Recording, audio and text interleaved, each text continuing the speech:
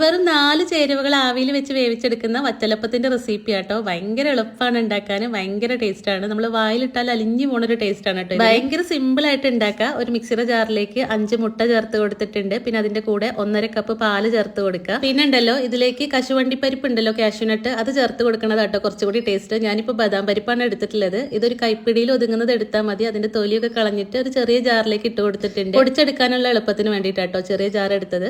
പിന്നെ അതിലേക്ക് ഒരു 6 ടേബിൾ സ്പൂൺ പഞ്ചസാര, ഒരു 3-4 ഏലക്കായ കൂടി ചേർത്തിട്ട് പൊടിച്ചെടുത്തിട്ട് നമ്മൾ ആ ഒരു മുട്ടയുടെയും പാലിന്റെയും മിക്സിലേക്ക് ചേർത്ത് കൊടുത്തിട്ട് ഇതെല്ലാം കൂടി നല്ലോണം ഒന്ന് ബ്ലെൻഡ് ചെയ്തെടുക്കണം. ഒരു നുള്ളു ഉപ്പ് ടേസ്റ്റ് ഒന്ന് ബാലൻസ് ചെയ്യാനായിട്ട് മാത്രം ചേർത്ത് കൊടുത്തിട്ടുണ്ട്. ഇനി ഒരു ബട്ടർ പേപ്പർ വെച്ചിട്ടുള്ള ഒരു പാത്രത്തിലേക്കാണ് ഞാൻ ഒഴിച്ചു കൊടുത്തത്. നിങ്ങളുടെ കയ്യിൽ ബട്ടർ പേപ്പർ ഇല്ലാന്നുണ്ടെങ്കിൽ കുറച്ച് എണ്ണ പുരട്ടി കൊടുത്താൽ മതി. ഇനി ഇത് ആവിയിൽ ഒരു 15 മിനിറ്റ് ലോ ഫ്ലെയിമിൽ വെച്ചിട്ട് വേവിച്ചെടുത്താൽ മതി. അപ്പൊ അതാ നമ്മുടെ വറ്റലപ്പം റെഡി ആയിട്ടുണ്ട്. ഭയങ്കര ടേസ്റ്റ് ആണ് ഇതിന്. നമ്മൾ വായിലിട്ടാൽ ഇങ്ങനെ അലിഞ്ഞു പോണൊരു ടേസ്റ്റ് ആണ്. അപ്പൊ ട്രൈ ചെയ്ത് നോക്കിട്ടോ. എന്നിട്ട് കമന്റ്സ് ഒക്കെ അറിയിക്കണം. വീഡിയോ ഇഷ്ടമായിട്ടുണ്ടെങ്കിൽ ഫോളോ ചെയ്യാൻ മറക്കരുത്.